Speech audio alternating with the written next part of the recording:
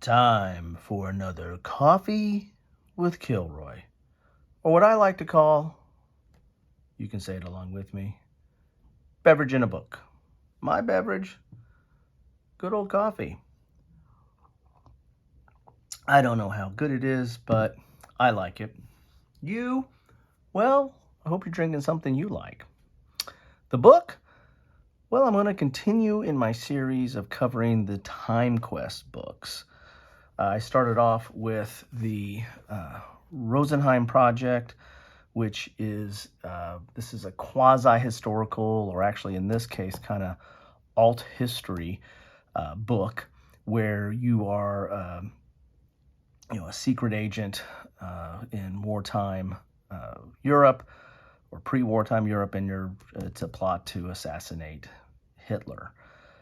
So can you change the course of history? So it has quite a bit of history in it, but it's also, it's a choose your own adventure where you're making decisions, and then based on your decisions, your path branches out into different directions. But this one, there is a penalty. In these Time Quest books, there's like a penalty if you get so many bad points, the game's over. And this one, you're caught by the Gestapo.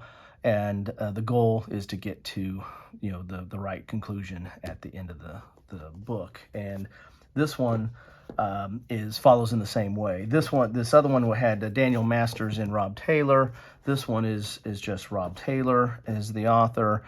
And this one's covering the Gunpowder, Treason and Plot. And so this is the Guy Fawkes, Gunpowder, Rebellion or Treason or Plot.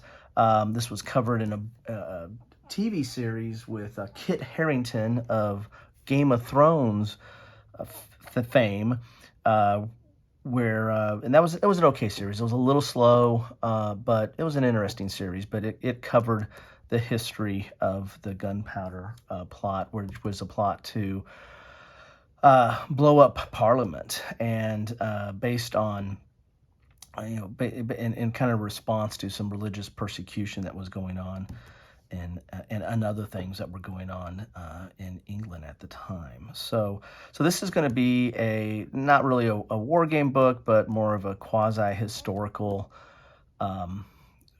game book. Again, this is a choose your own adventure, so I'm not going to be able to do an exhaustive page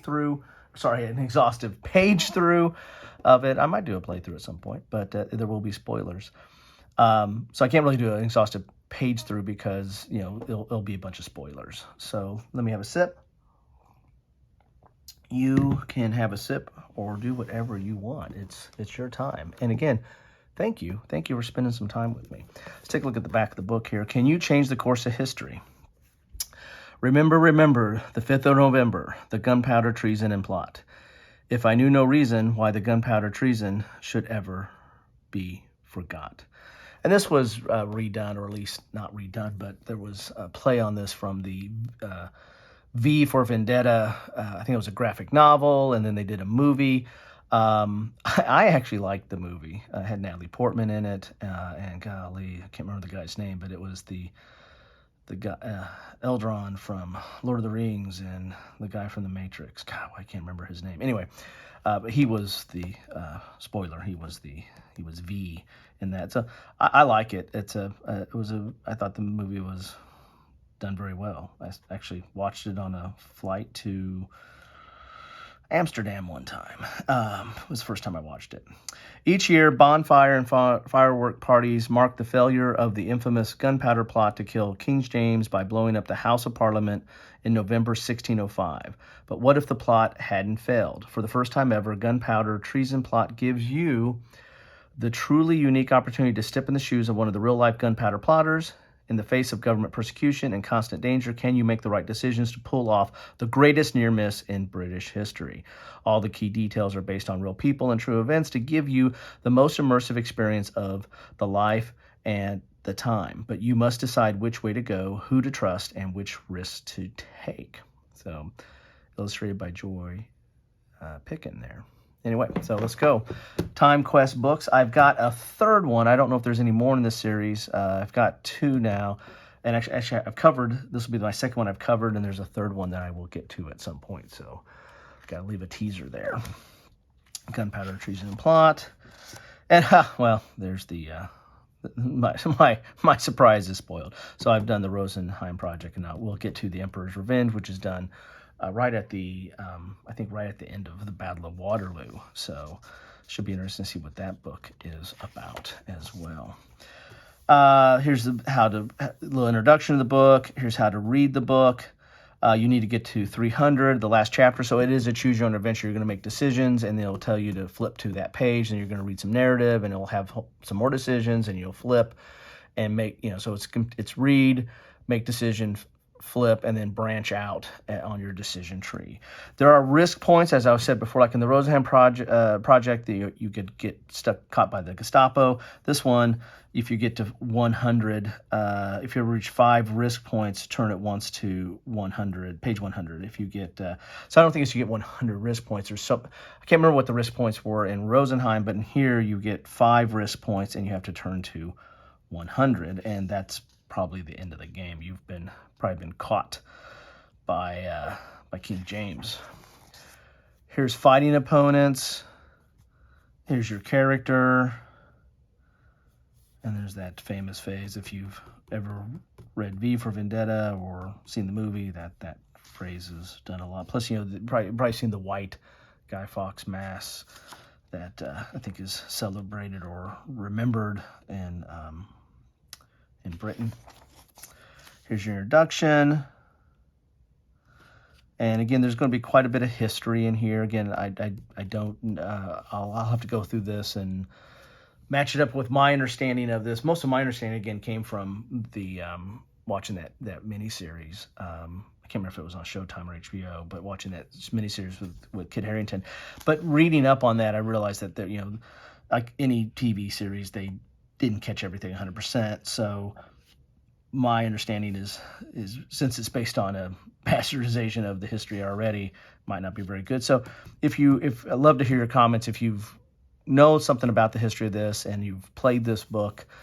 What do you think? Does it match up? Is it good? Is it close? Love to know your thoughts on that. But I mean, I'm going to use it as entertainment and a way to learn some of the history as well. That's what I especially like about these kind of game books, is that you can do both with that.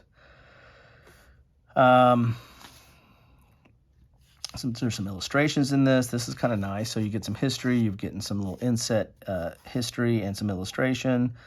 And then you've got your first decision here, to look for the swords, turn to 198. Instead, look for the longbows, turn to 114. So again, I'm not going to go too much into this because that's the book. That's the adventure, right? That you're going to learn about what happened and make some decisions and hopefully get to the right result. I think you're one of the gunpowder plotters, so you're going to want to blow up Parliament. So I think that's how you get to the end of this game. So let's just do a flip through here, because again, the rest of this is just all different narratives, different decisions, different branching of the decision tree as you go through this. So I can't really spoil that much in that regard, or don't want to spoil that much. Let's put it that way. And there's some acknowledgments at the back. And then you've got a little bit of ads for those 2 other books. And accelerated reading questions. That's interesting. So it gives you a little bit of kind of testing you as what you've learned by reading this book and what you've uncovered. You've got some notes here. You've got an inventory and risk points to keep track of. So there you have it. Sorry I can't do much more of a page through of this, because with any choose your own adventure, that would spoil it. That's for you to find out in this book or this adventure. So anyway, so that is Gunpowder, Treason and Plot by Rob Taylor, part of the Time Quest Books, or that's the publisher or body that is presenting these books. Love to know your thoughts on this. Have you read any of the 3 that I've talked about? The Rosenheim, what'd you think of that? If you've done it, or if you've gotten this one and gotten through it, what do you think of this? Is this is the history accurate? Is it engaging? Is it interesting? Are the decision points meaningful? What do you think about any of these books? Love to hear start a dialogue or hear your thoughts on that. I kind of like these. I generally like choose your own adventures type books. I tend to push them off because I have this weird malady that I don't want to spoil it, and I probably should do a whole piece on. It's not fear of missing out; it's fear of messing up. Of I want to enjoy it and savor it, and so I kind of push it off down the road, so I don't. I just don't blow through it and be like, okay, I'm done with it, and it's a one-shot thing.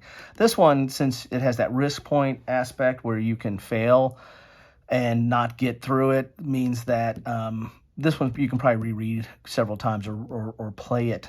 You know, if you consider this a game book, play it several times until you get to the right result.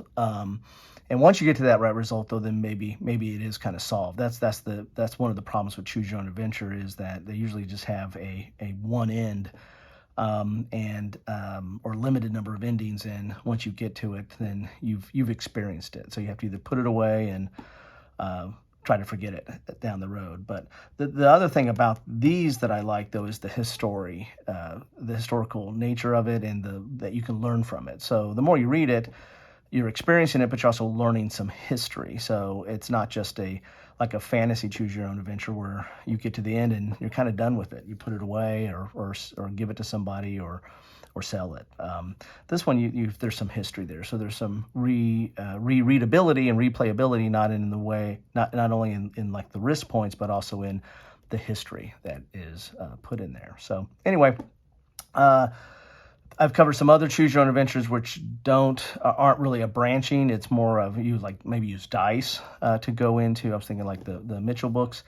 You go and use dice, and so there's more of a randomness to it, and so there's a lot of replayability in those because you never know exactly where you're going to go and how it's going to end up. I mean, you would have to play it, several times. I don't know, 5, 6, 10 times maybe before you've seen all the different avenues and kind of know what you need to do to get to the end. But anyway, I find these kind of interesting as well, these quasi-historical game book type format. Anyway, would love to know your thoughts. Love to know what you think on any of this stuff, as always. And as always, thank you for spending time with me. I know it's precious. I know that you could be doing other things, and spending a little bit of time with me is really kind of humbles me. I really do appreciate that. That's why I do these videos, is to get the word out on some of these games and just express my point of view. And the fact that you spend some time with me means that either you are interested in my point of view or want to disagree with my point of view, which is fine too. Put it in the comments. Love to hear it. Anyway, thanks so much, and have a great rest of your day.